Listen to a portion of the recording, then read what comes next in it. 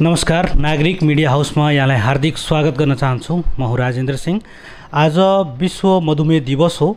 आज यो दिवसलाई यहाँहरूले कसरी मनाउनु भयो, वास्तवमा हामीले अब कस्तो किसिमको सावधानी अपनाउनु पर्ने हुन्छ, यसै सन्दर्भमा कुराकानी गर्नको लागि मसँग नारायणी अस्पताल वीरगन्जका प्रमुख कन्सल्टेन्ट वरिष्ठ फिजिसियन डाक्टर निरज सिंह हुनुहुन्छ। उहाँसँग म संक्षिप्तमा कुराकानी गर्छु। डाक्टर साहब, स्वागत छ। नमस्कार। धन्यवाद राजेन्द्रजी। यो मधुमेह के भनिन्छ डाक्टर साहब, अनि यो वर्ष चाहिँ के त्यस्तो छ कि हामी यो दिवस मनाउँ? निश्चय पनि मधुमेह अहिले विश्वव्यापी नै एउटा सबैभन्दा बढी ऱ्यापिडली एकदम प्रोग्रेस सोसाइटीमा एकदमै बढिरहेको रोग हो र यो साउथ इस्ट एसियामा 3 गुणा स्पिडले चाहिँ डायबिटिजको बिरामीको सङ्ख्या बढ्दैछ र एकदमै अन्तर्राष्ट्रिय स्तरमै यो एकदमै ठुलो कन्सर्नको विषय हो र डायबिटिजले गर्दाखेरि भनौँ न स्वास्थ्य क्षेत्रमा एउटा ठुलो आर्थिक भार थपिएको अवस्था छ र डायबिटिजको आफ्नै कम्प्लिकेसनहरूले गर्दाखेरि झनै यो रोगलाई गम्भीर बनाउँछ। अब डायबिटिजले गर्दा दृष्टिविहीन हुने, विश्वको 2% दृष्टिविहीन चाहिँ डायबिटिजले गर्दा छ। त्यसै गरी ठुलो सङ्ख्यामा चाहिँ एम्पुटेसन, हातखुट्टाहरू काट्नु परेको अवस्था छ। त्यसै गरी मुटुको रोगीमा त अब डायबिटिज प्रमुख कारक तत्त्व, मृगौला फेलमा पनि डायबिटिज 1 नम्बर कारक तत्त्व डायबिटिजले कम्प्लिकेसन भनौँ न दृष्टिविहीनदेखि लिएर मुटु, मृगौला, हातखुट्टा काट्ने जस्ता धेरै किसिमको कम्प्लिकेसन देखेकोले डायबिटिज वर्ल्डमै एउटा ठुलो च्यालेन्जको रूपमा र यसलाई अहिले आएर WHO ले चाहिँ यस वर्षको थिम बनाएको छ, डायबिटिज एन्ड वेलबिङ भनेर। र सब थेममा चाहिँ के छ भने डायबिटिज र एट वर्क प्लेस भनेर।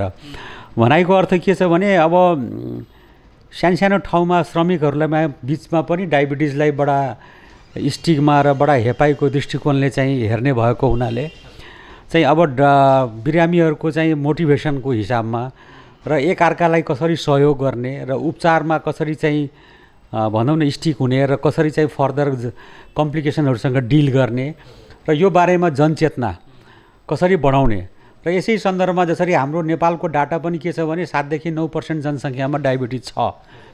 यद्यपि यो अलि अनुसन्धान नपुगेको हुनसक्छ, डाटा योभन्दा बढी होला। सहरी क्षेत्रमा झन् बढी छ, झन् 11% करिब छ।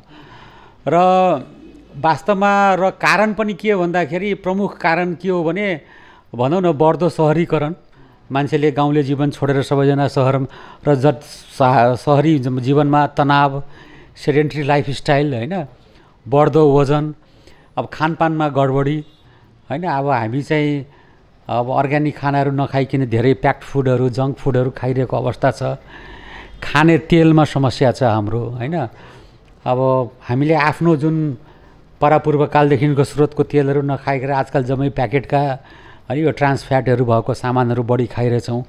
यसले यी सबै कारणले गर्दा र मान्छेसँग खाना पकाउन समय छैन, मान्छे चाहिँ अब प्याक्ड खानामा बढी डिपेन्डेन्ट भयो अब एउटा सानो बच्चा आज स्कुल जान्छ त एउटा चाउचाउको प्याकेटको भरमा जान्छ, उसलाई खाजा बनाएर दिने फुर्सद पनि छैन सो अनि यो सबै कुराले गर्दा प्लस जेनेटिकली पनि छ डायबिटिजको सङ्ख्या चाहिँ एकदमै बढ्दो क्रममा छ र डायबिटिज वर्ल्ड वाइज नै एउटा ठुलो एलार्मिङ र चिन्ताको विषय छ।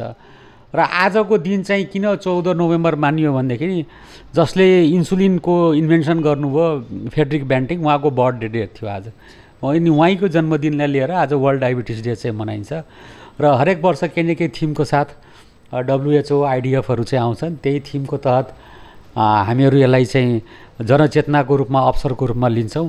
हुन यो एक दिन गरेर हुँदैन, यसलाई हामीले वर्षैभरि नै 364 दिन नै यही फोकस र यही स्टामिनामा काम गऱ्यो भने मात्र डायबिटिजसँग लड्न सकिन्छ। तर कुनै पनि दिन एउटा स्पेसल गर्दाखेरि एक किसिमको भनौँ न एउटा ऊर्जा छुट्टै प्राप्त हुन्छ र त्यो दिन चाहिँ अलि बढी फोकस भएर काम गरिन्छ, यसरी चाहिँ मैले बुझेको छु। जस्तो अब यो सरकारको यसमा मुख्य लगानी अथवा त्यसको सोच, दृष्टिकोण के हुनु पर्यो, के कमी देख्नुहुन्छ? अनि सरकारले यद्यपि केही सुरु गरेको छ, जसरी नन कम्युनिकेबल डिजिजहरूलाई भनेर आजकल हेल्थ पोस्टरमा पनि दबाईहरू दिएको छ। बिमाको तहत पनि डायबिटिज सम्बन्धी सम्पूर्ण जाँचहरू अहिले सबै हस्पिटलहरूमा गर्न मिल्छ। औषधि पनि अब निःशुल्क रूपमा पनि सरकारले दिँदै आएको अवस्था छ। तर के छ भने बिरामीहरूमै अलिकति फरक के देखेका छौँ भने हामीले एजुकेटेड बिरामी र नन एजुकेटेड बिरामीमा अलिक फरक छ एजुकेटेड बिरामीले चाहिँ सिरियसली लिन्छ, उसले आफ्नो टेस्टहरू हरेक 3-3 महिनामा गर्ने, प्लस उसलाई अलिकति पनि केही प्रब्लम भने चिकित्सकको सल्लाहमा जाने र अशिक्षित बिरामीहरूमा चाहिँ हामीले के पाउँछौँ भने उहाँहरू अझै पनि मिथ्यामा बढी जानुहुन्छ।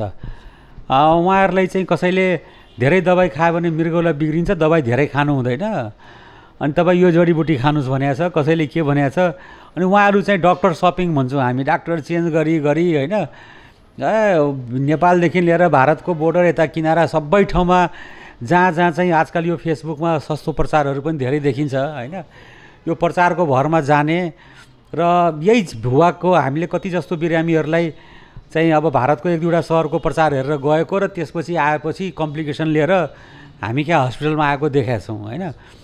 जुन बिरामीलाई हामीले 2 mgले सुगर ठिकै गरिरहेको थियौँ त्यो बिरामीलाई चाहिँ जबरजस्ती त्यहाँ 2-3वटा चाहिँ आफ्नो प्राकृतिक उपचार भनेर केही दबाई प्लस हाम्रै एलोपेथीको मेडिसिन पनि हाई डोजमा 6 mgमा 8 mgमा मिसाएर खुवाएर अनि त्यसपछि चाहिँ उहाँहरूलाई के सिकाइयो भने जति खानु छ खानुहोस् तर दबाई नछोड्नुहोस् भनेर। अब त्यो के छ भने जुन कुरा 2 mg र खाना कन्ट्रोलले ठिक हुन्छ त्यो दबाई 6 mg खुवाएर अनि खुब मिठाई खुवाएर मान्छेलाई तत्कालीन केही दिनको लागि मख पारेर होइन यस्तो चाहिँ ठगी धन्दाहरूमा चाहिँ अशिक्षित बिरामीहरू पर्ने गर्छ। त्यसकारण चाहिँ डायबिटिजमा चाहिँ चेतनाकै जरुरी छ होइन, र मान्छेले त्यही कुरा पत्याउनु पर्ने जसको चाहिँ अथेन्टिक सोर्स होस् होइन, जसले जे कुरा फेसबुकमा भन्दैमा सामाजिक सञ्जालमा आयो भन्दैमा र सरकारले पनि यी कुराहरूमा ध्यान दिनुपर्छ। स्वास्थ्य सम्बन्धी भ्रम कसैले छरिरहेको छ भने तिनीहरूमाथि कारबाही हुनुपर्छ।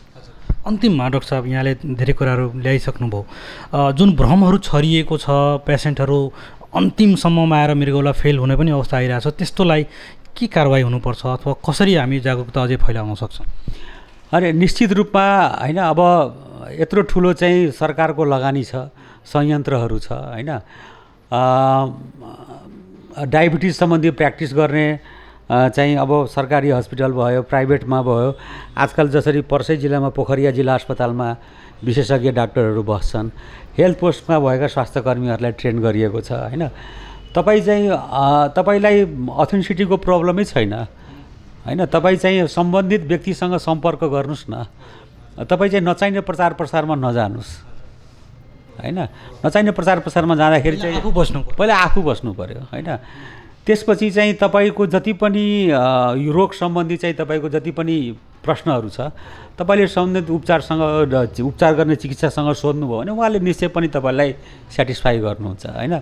चिकित्सकले चाहिँ तपाईँको रोग सम्बन्धी होइन, अब आजकल के छ भने पोषणविदहरू पनि बजारमा छ, डाइटिसियनहरू छ, तपाईँले के खाने कसरी खाने तपाईँको बडी वेट हाइटको हिसाबमा तपाईँको कुनै शरीरमा कुनै तत्त्वको कमी पनि नहोस्, सुगर पनि मेन्टेन होस्, त्यो हिसाबमा उहाँहरूले पनि तपाईँलाई एउटा डाइट चार्ट बनाएर दिन सक्नुहुन्छ होइन। नियमित व्यायाम गर्ने अनि तनावमुक्त जिन्दगी सबैभन्दा जरुरी छ होइन। अहिले हाम्रो सोसाइटीमा सबभन्दा ठुलो प्रब्लम नै के छ भने हामी धेरै तनावमा छौँ। यसको धेरै पक्षहरू छन्। तनाव एउटा चाहिँ के छ भने देशको स्थितिले पनि तनाव छ, मान्छेलाई घर परिवारको चाहिँ आर्थिक उसले गर्दाखेरि पनि तनाव छ होइन। तनाव त धेरै छ, तर सबै तनावको बिचमा पनि हाँसी खुसी र खुसीपूर्वक जीवन बाँच्नु नै मुख्य कुरा हो। र अर्को कुरा डायबिटिजबाट बच्नको लागि हामीले वजन घटाउनु जरुरी छ, फिजिकल फिटनेस बढाउनु पर्यो, स्ट्रेस कम गर्नु पर्यो, प्लान्ट भएको खाना धेरै खानु पर्यो।